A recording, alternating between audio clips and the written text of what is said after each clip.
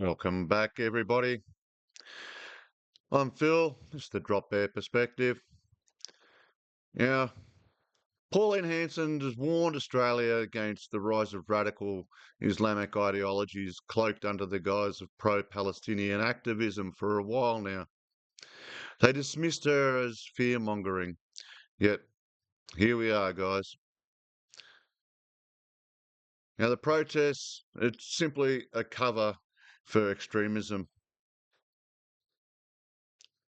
In Sydney, up to 100,000 people marched across the Hub Bridge yesterday, or on the weekend, on Sunday, in the March for Humanity. Despite being framed as peaceful, symbols of Iranian leader Khamenei and extremist slogans surfaced, like death to the IDF and from the river to the sea. We all know what that means. Raising red flags about the deeper agenda at play. At the pro-Palestinian rally outside the Sydney Opera House, not long after October 7, there was highly offensive chants. Some claimed to be "fuck the Jews," but quite clearly, if you listen closely, it's "gas the Jews," demonstrating that anti-Semitic hatred had infiltrated otherwise public demonstrations. Let's see what Pauline has to say in her latest interview with Sky News.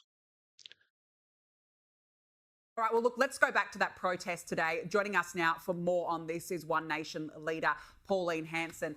Senator, really appreciate your time. Let's talk about the scenes we saw on the Harbour Bridge. We've got terror flags being waved. You've got death to the IDF being chanted, the Iran Ayatollah, a photo of them. What has happened to Australia? Danica, I'll go back to my maiden speech in 1996, and I advocated what the country would be like under multiculturalism. And then when I actually went back in Parliament in 2016 in my speech then, I advocated again about Islam and the impact it would have on our country. Most of these people there flying the Palestinian flags, they're pushing their own agenda, fundamentalist Islam in Australia. And that's what it's about. They're pushing their own agenda. They're using Palestine as the, cursor. This is what it's all about, humanity. And you're right, everything that the both of you said, I endorse fully. Where was the humanity about this man who's actually in this tunnel, skin and bone? What about his, not being fed? What about him dying? What about the other hostages? This could be stopped immediately by releasing the hostages. Hamas have said they have no intentions of stopping going after till Israel is destroyed. The sign said, deaths to the IDF. That's all they want. They're pushing their own agenda. And stupid Australians, and I will call them stupid, simpletons, dumbed down, have no idea what they're doing. And you're right, James, and asking those two people, the smiles on the faces, it tells me you wouldn't have a clue. And these people have been dumbed down so much. I have no fear that there are people there are really concerned about the welfare of the people and the women and children, those people who can't get themselves out of there and the starvation that's happening. And it's horrible to see. Yes, but there are some genuine victims. Hamas started this nearly 2 years ago when they actually murdered 1,200 people and took those hostages. Hamas have advocated they will not keep, won't give up. They don't want a two-state solution. They're using their own people as fodder. These people who are martyrs in their own right stand up for what Islam stands for and the values. They are martyrs. And people don't know what the hell is going to happen. We need to reflect on other countries around the world when the tentacles of Islam have encroached on those countries and what it's done to those countries. They're no longer, those proud countries that we remember of 50 or even 100 years ago. Australia's heading down that path. And for Australians to actually get out there and protest, It made me sad, made me so upset to see it. It was And to disgusting. think that a judge, a lefty-leaning judge, did not listen to the government's advice or the police advice and overruled and let it happen. It should never have been allowed. All right, well, look, let's go back. Exactly right, Pauline. Exactly right. Now, there's plenty of examples of anti-Semitism and intimidation since October 7. We've had 221 anti-Semitic incidents were recorded in in Australia, including Nazi salutes in Melbourne and chants at the Opera House protest that explicitly targeted Jewish Australians, as I previously mentioned.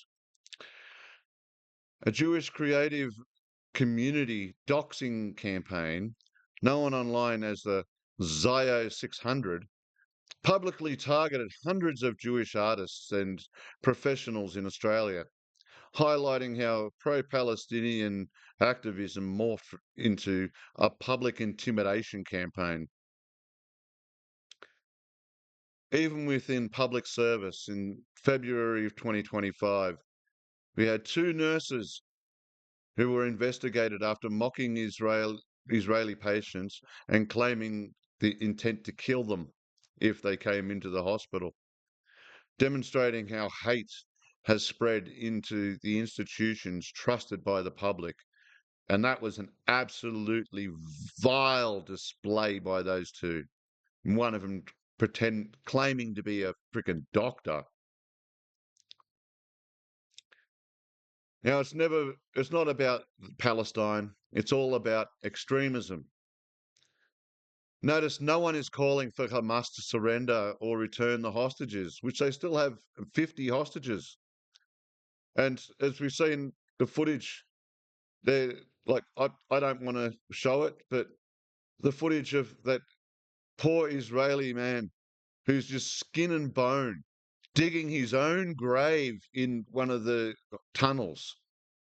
That is just absolutely disgusting that anyone can do that to another human being. It's If this were truly about Palestinian civilians, activists would demand Hamas disarm and free the kidnapped Israeli hostages.